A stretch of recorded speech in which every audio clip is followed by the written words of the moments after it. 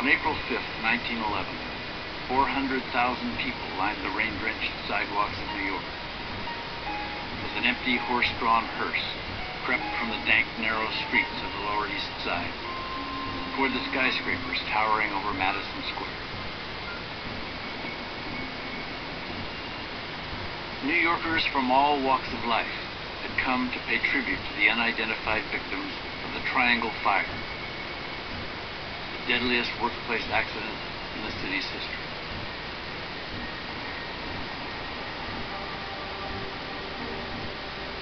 A few weeks earlier, the workers had been forgotten cogs in America's immense industrial machine. Now, 1 in 10 New Yorkers were there to claim them as their own. Public conscience felt they had failed these young women.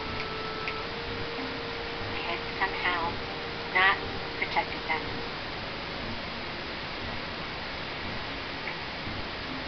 There was a recognition, wait, these girls can't die in vain. That was said over and over and over again, as if the city had somehow turned its back on them. If there weren't massive funerals, it would have been very easy for the city and the city officials to say, well, this is it's sort of a natural disaster, it's a terrible thing, but there's nothing anyone can do about it. If you ask the average American, is it okay for workers to work in a shop where the conditions are so dangerous that it could cost them their lives and not have government intervene, most people would say no. There's a line. The Triangle Fire drew that line. It burned that line, really, into the nation's consciousness.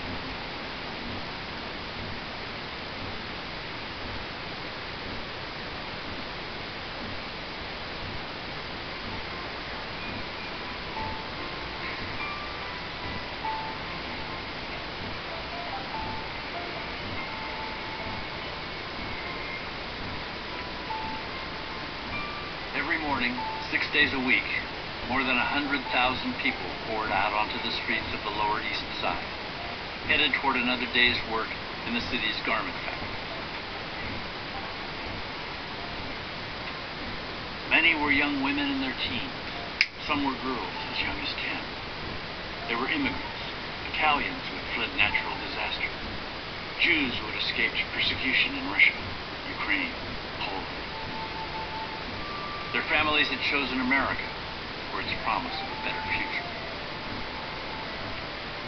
But even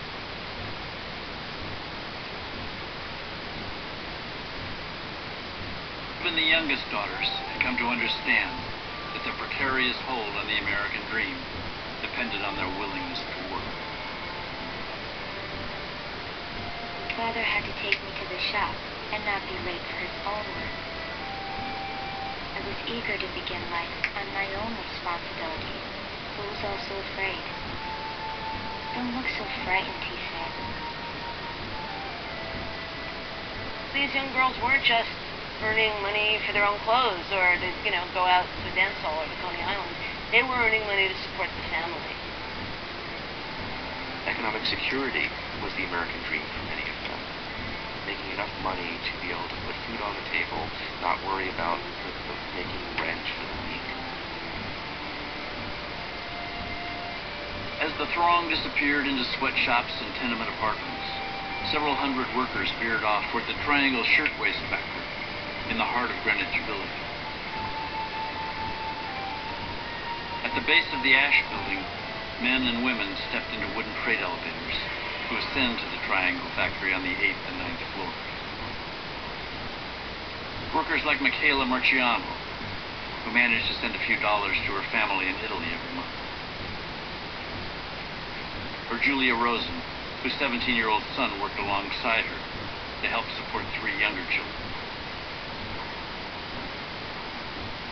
Or Catherine Maltese, whose 13-year-old daughter wasn't too young to join her on the factory floor.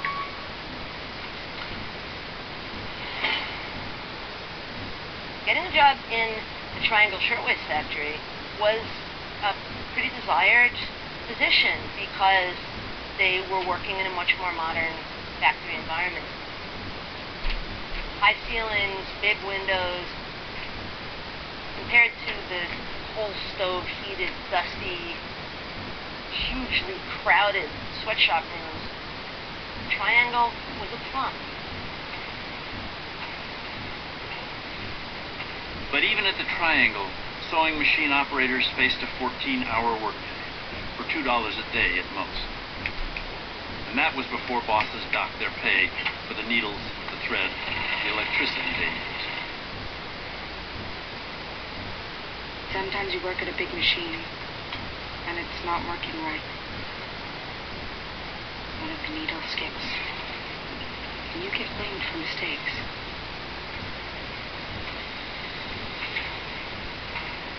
The same machines, the same surroundings, shirtwaists, and more shirtwaists.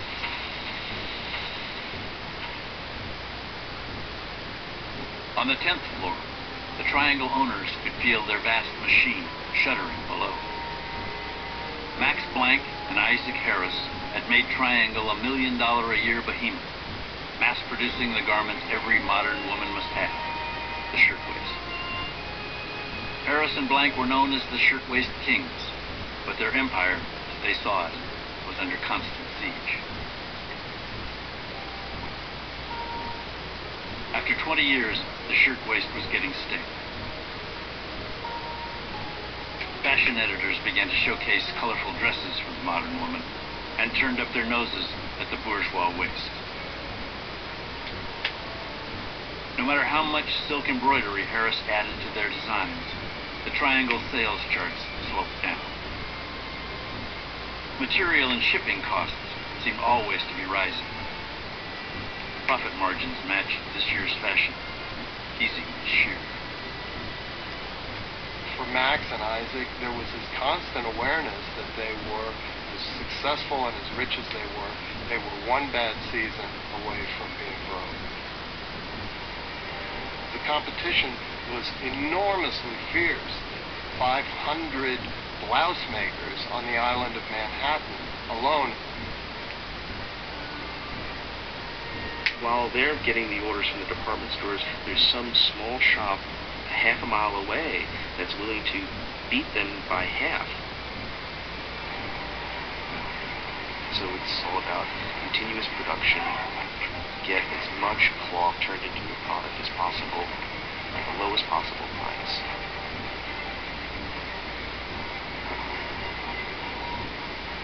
That summer, there was a growing new threat.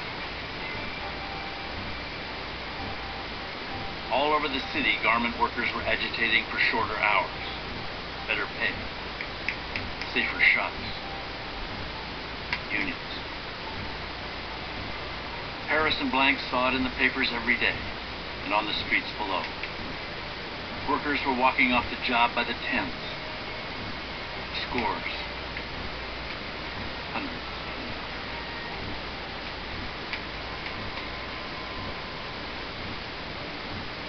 The partners even suspected talk of union on their own shop floor.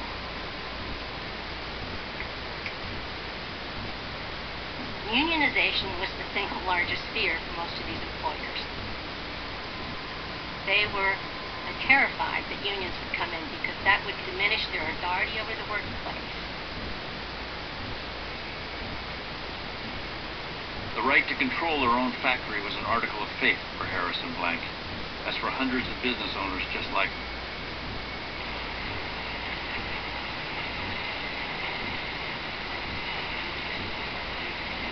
The Triangle partners were in a bracing daily battle for economic survival, and they meant to control all they could.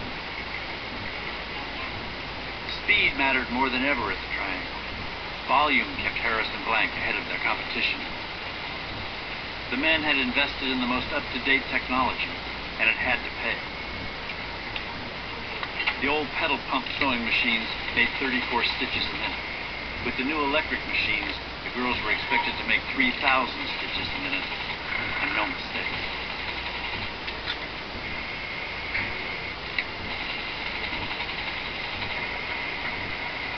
An individual worker would be assigned a task, whether it was, making collars or buttonholes, and that's what they would do. They're subject to the rhythms of the machine. They are the slave of that machine and the pace at which it works. Rubber heels had just come into use, and you rarely heard the foreman sneak up behind you, watching. He wouldn't let you stop. Not for a drink, the bathroom, nothing. Sometimes, in my haste, I get my finger caught and the needle goes right through. I bind the finger up with a piece of cotton and go on working.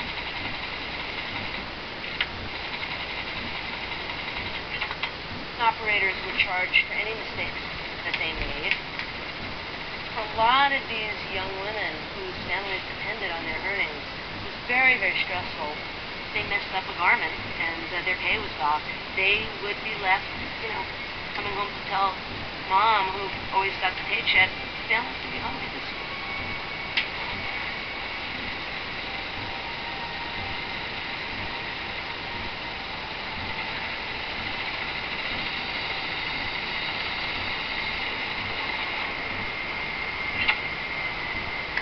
Even after the machines powered down for the day, the Triangle workers were subject to one final management imperative.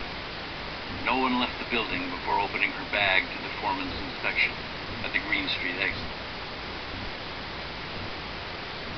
Max Blank was kept awake nights, calculating the dollars he might lose if workers walked out with shirtwaists tucked in their bags, or fabric, or thread.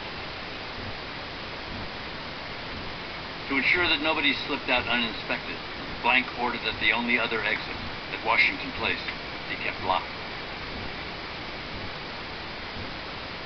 Bosses are under such intense competitive pressure that they're prepared to ignore, under most circumstances, the grievances of their workers, treat them like stuka, like animals, like pieces. And they don't fear anything. There's no government intervention. There's no labor legislation. There's really very little sanitary legislation protecting the health and safety of workers. There are no minimum wage laws or maximum hour laws. Nobody's watching.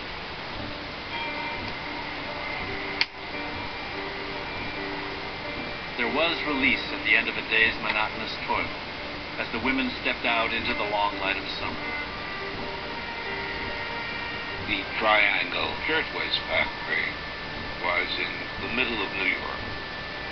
If you walked half block, you were in Washington Square, Lower Fifth Avenue, Great Creek Revival, homes of the affluent. If you walked to the other side, you were in Broadway, where Wanamaker Store was, where within a few blocks, what was called Ladies' Mile was, with all of the wonderful shops. This is the Gilded Age.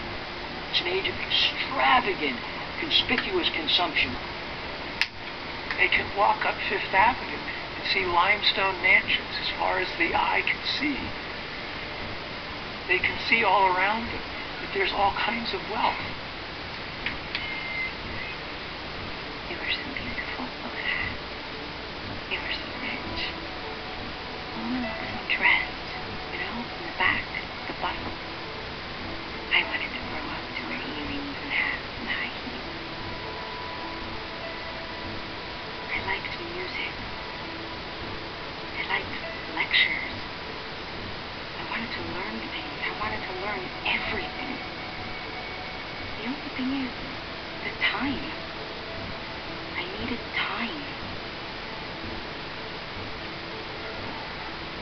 I used to creep up on the roof of the tenement and talk out my heart to the stars and the sky. Why were we crammed into the crowded darkness? Why are we wasting with want?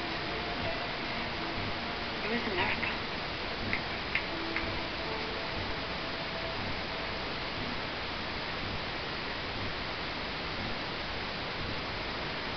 On the morning of October 4th, 1909, Harris and Blank arrived at the Triangle to find their worst limestone workers.